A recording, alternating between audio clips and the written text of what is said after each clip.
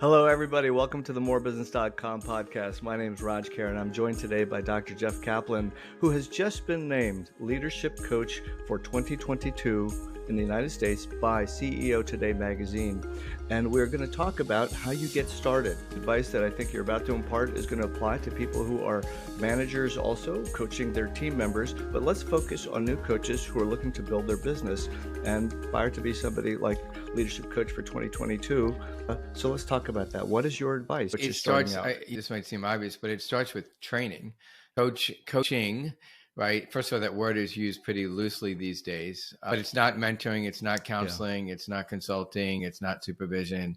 And so get training. I was a PhD licensed psychologist, and yet I knew that coaching was different than what I was doing as a psychologist. So I got 1,000 hours additional training on top of all that, specifically towards coaching. And like any other successful coach, I don't stop training. There's a process, right? To learn it. What is it?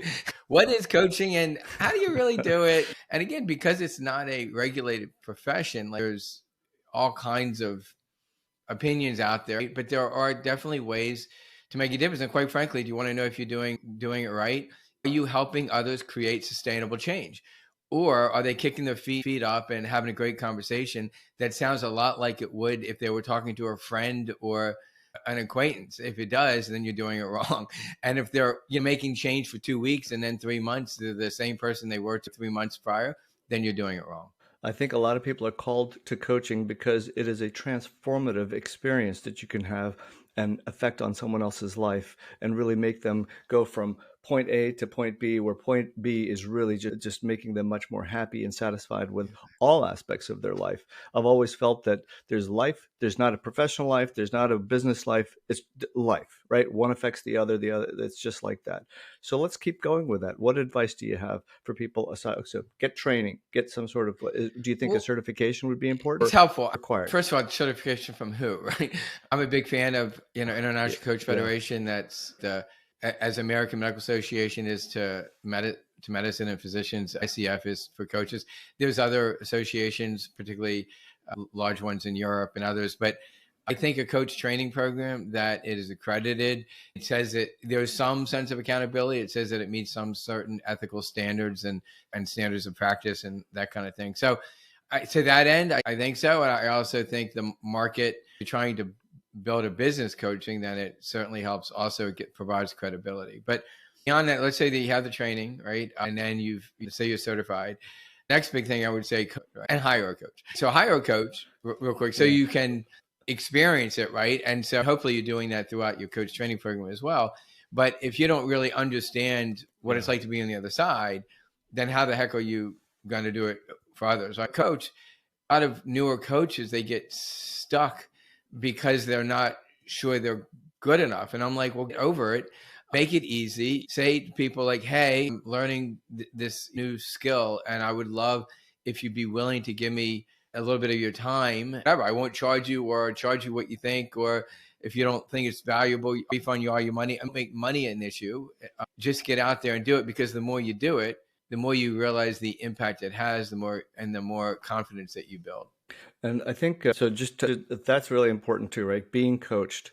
Because if you don't know what it feels like to be coached, you're going to struggle to actually coach. It's more like you trying to impart advice. And I know that I've had a professional coach for a dozen years when I was building my companies, and it was the most invaluable experience because they really helped me discover things and helped me say things that they were thinking. But the moment I said them, that's when I started to feel like, oh, okay, I can actually do this. I can make this happen.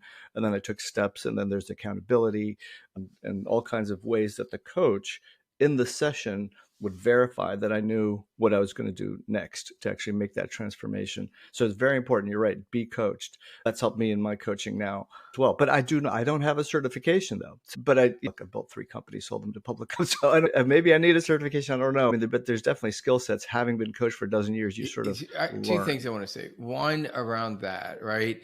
I don't have a certification, right? What I tell people about building the pedigree around is it gets you in the door, but it doesn't get you sustained business, right? What it's good for is, so for example, it's two ways that I see this helpful, right? So one is if I have a new client that was referred by, say, the head of HR, and the client wants to see who is this guy.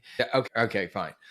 And or your way that, someone who's works as an external coach within corporations or just has their own business coaching, you're going to be successful because you're successful at what you do and word of mouth, right? That's really that's the organic way that you're going to grow and develop.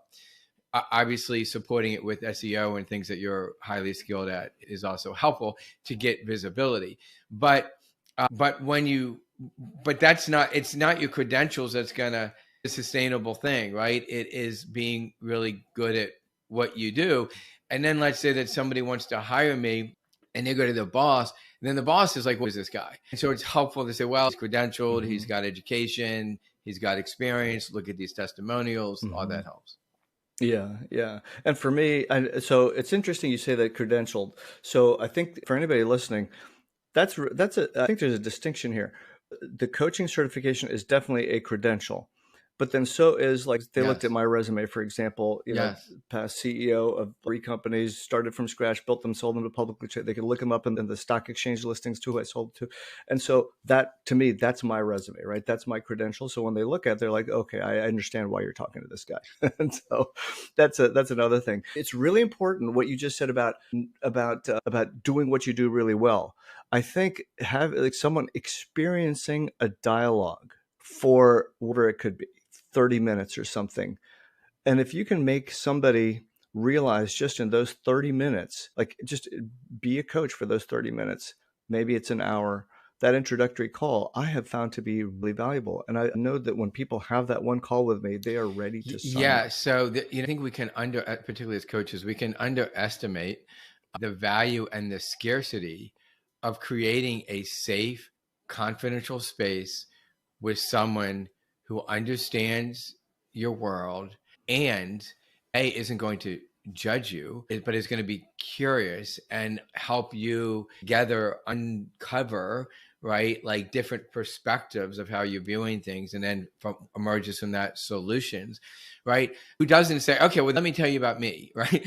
Like, you have, as former CEO, like you and all these companies, you have peers, right? And that's great, and that's fine, and you can support each other, right? But then it's like, always, let me tell you about me. Your coach, number one focus is on your success, as you define it, by the way.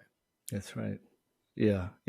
And I think ability to share stories and experiences is oftentimes really useful too, so people don't feel like they're if they're alone asking in what for they're it. experiencing. So again, what I often tell coaches, like, now again, in a group setting, that's what you're there to do, like programs that you've been part of in the past. But as a coach, I'm like, when I supervise coaches, I'm like, why did you go into that? Just spend 5 minutes telling them about your experience, because I wanted to let them know that they could understand them. And I'm going to say, was there a part of you did you not believe that they felt that they were being understood, even just by repeating what they said and asking a really good question, or a question that sort of made sense to what they were saying? Oh, actually, okay, good. Then you didn't need to do that. It's their time. It's their time. That's it. That's a good point. Fortunately, I guess I've seen so many different situations where it's not just stories about my experience, but there's other people's stories too. And sometimes we learn from that. In fact, I know Entrepreneur Organization, the way you actually do the in-person sessions, we did this with I was a part of Vistage.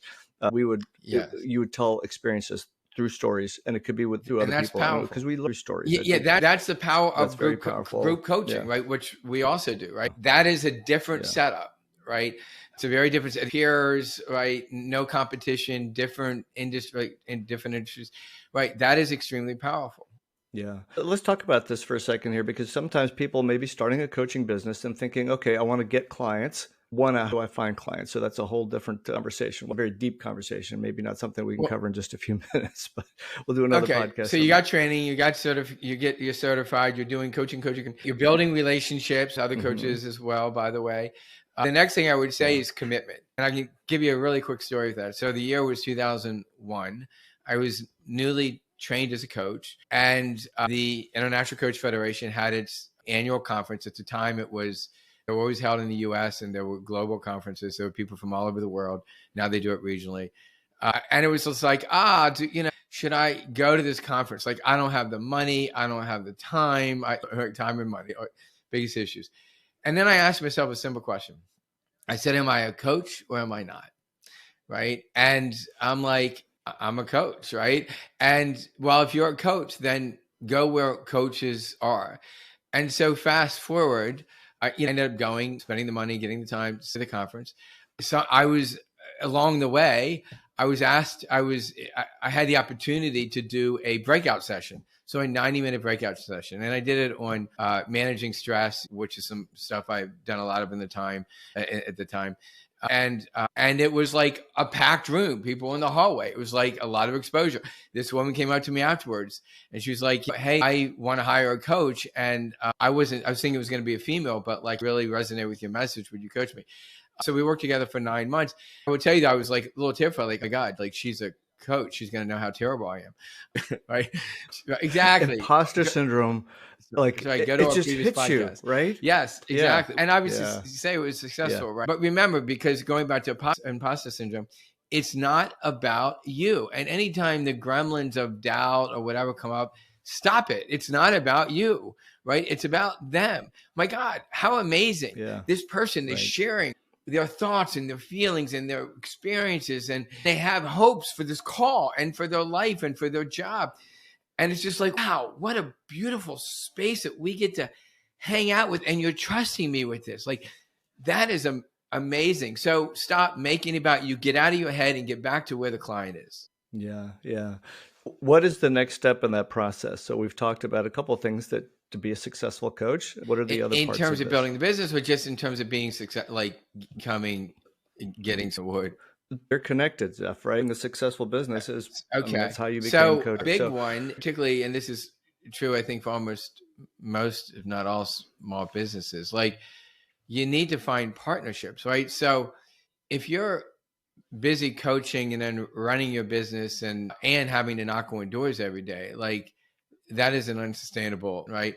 So, in the world of executive coaching, right, you're generally partnering, not even generally, like you're partnering with HR, human resources, right? Because you are their solution, right, to the leaders that they support who want coaching, right?